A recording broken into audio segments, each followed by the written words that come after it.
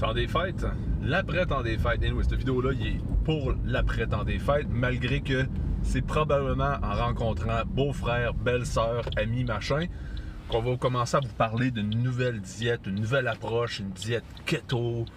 Ou puis là, tout le monde est comme « Ah, mais keto, c'est vraiment hot, c'est vraiment hot. Ah, les diètes, allez, si t'as une nouvelle mode, t'as ci, t'as ça, blablabla. » Guys, keto, là, c'est un nouvel emballage pour la diète Atkins.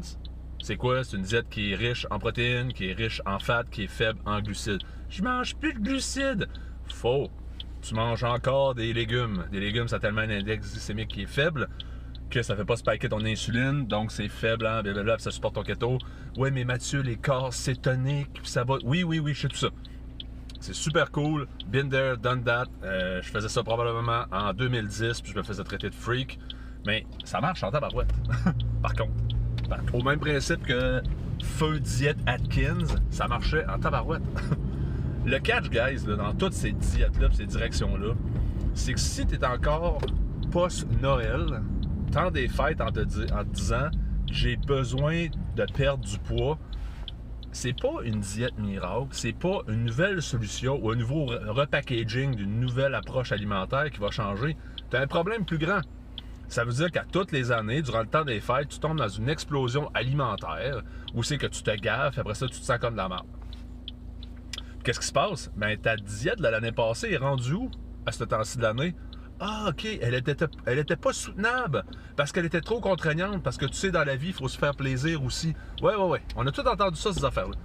L'histoire, guys, là, c'est que si vous voulez avoir, une fois pour toutes, réglé cette histoire-là de composition corporelle, d'énergie, de bobo, de kaki, de kakou, il faut que tu trouves quelque chose qui marche bien selon ton rythme de vie actuel.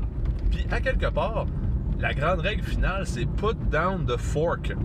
Si tu manges parce que tu t'emmerdes au travail, si tu manges parce que tu te sens comme de la merde, si tu manges avec ton chat sur tes cuisses dans ta douche parce que tu es triste, ça c'est triste en tabarouette, c'est un problème. Faut que tu te dois reconnaître qu'il y a des triggers qui font que tu manges. Puis si tu as de la bouffe de marde chez vous, t'as encore des biscuits, une boîte de biscuits Oreo chez vous, puis une tube de crème glacée, je sais pas comment tu fais, parce que moi, en dedans de 24 heures, ça serait fini.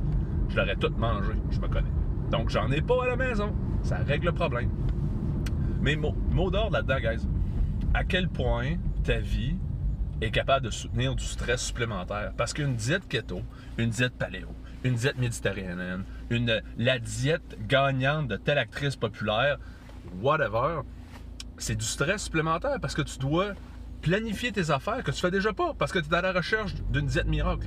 Il faut que tu planifies avec des contraintes spécifiques pour réussir à atteindre des objectifs.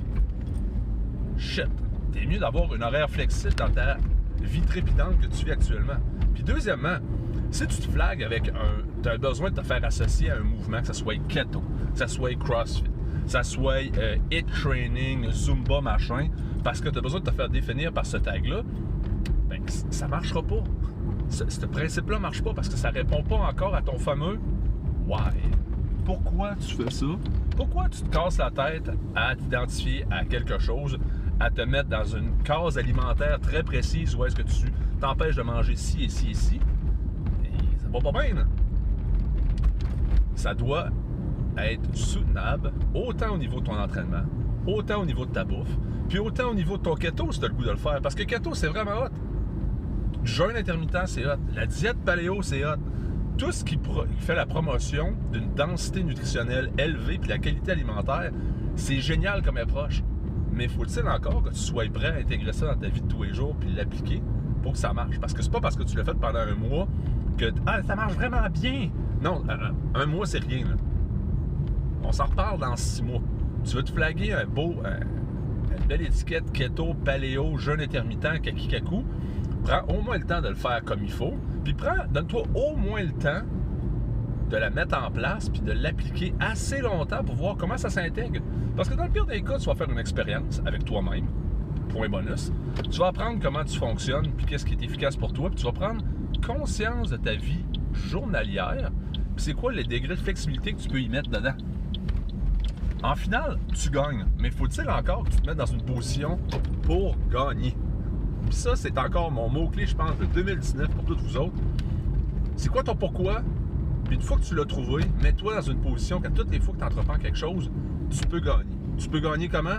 En changeant ton approche, comment tu abordes une problématique, tu abordes ton entraînement, tu abordes ton alimentation. Mets-toi dans une position où c'est que tu gagnes, tu vas être fier de toi. Parce que sur le long terme, c'est payant, tu vas être capable de le maintenir longtemps. Commentaire, tu trouves que ça sonne bizarre ce que je te dis là, ou c'est vraiment décousu parce que je suis juste dans l'auto? N'hésite pas, tu commentes en bas, garde-toi, je vais répondre, puis au pire, je vais faire une autre vidéo. Salut!